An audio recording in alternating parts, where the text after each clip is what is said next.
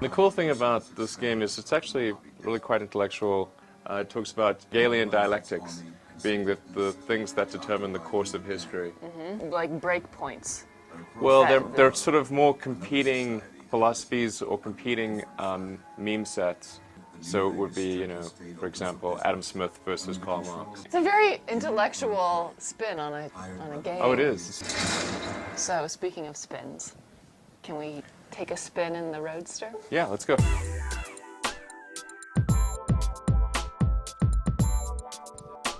Tell me about the car, Elon. This is when I drive to work. I actually drop my kids off in the Porsche because it's got 2 back seats. But the other days of the week when I'm not dropping the kids off, this is what I drive. And it's just an awesome ride, particularly in a place like California where you've got sunny, nice weather, and it's just made for a convertible. Because it's electric, you can hear the sounds of nature. It's actually a lot like sailing. Oh, interesting. It's not like power boating where you've got this rumbling engine, and so you hear the rumbling engine, but you're not sort of in tune with the sounds of nature as you are here, or where you can really hear the nuances of the music. How fast does this go? This goes 0 to 60 in 3.7 seconds.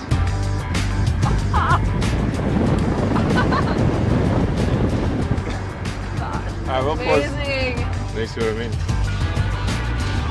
So when the Model S comes out, will you then switch out of driving this car and drive a Model S tour? Yeah. I'll use this car for summer driving on the weekends, and the Model S will become my daily driver. And then the advantage with the Model S is that I can then fit all the kids. Are they going to fight over who gets to sit in the very back? Did you ever drive in the station wagon that had rear-facing seats? Yes. Yeah, it was My family owned one. It was the best seat. Oh, I love If you were it. a kid, it was had your own little world. Riddle me this. Okay. If you were going to suggest a beautiful drive somewhere in the area for someone who wanted to take a Roadster out, where would you say they should drive? I think driving just before sunset on the Highway 1, just along, which is right on the coast, towards Santa Barbara is really stunning. I wouldn't recommend driving the 405 like we're doing right now. So what was your first car? The first car that I really bought and liked was an old BMW 320i that I bought for $1,400 and then fixed up myself. What year was it? It was a 1978 320i that I bought in '94. I had it for 2 years, and then literally one of the wheels fell off. What? Yeah. When you were driving? No, actually, it was during the start of my first company, and I'd lent the car to an intern to go get something, and he gives me a call and says the wheel fell off the car. And you can see this like big scratch in the road where the axle is like, because it occurred while he was turning. And I scrapped the car at that point. And then the first car I bought, where I actually had, more than a few $1,000s, was a 1967 Series 1 E-Type Jag, which was Iconic. yeah. Actually, when I was, I guess 17 or so, I was given a book of classic convertibles, and I looked through them all, and the one I liked the best was the E-Type Jaguar. And I said, well, if I can never afford it, that's the car that I'm going to get. And so that's why I bought it. That was like a bad girlfriend. It kept breaking down on me, causing me all sorts of trouble. In fact, it broke down on the way back from the dealer. That's a bad sign. Yeah.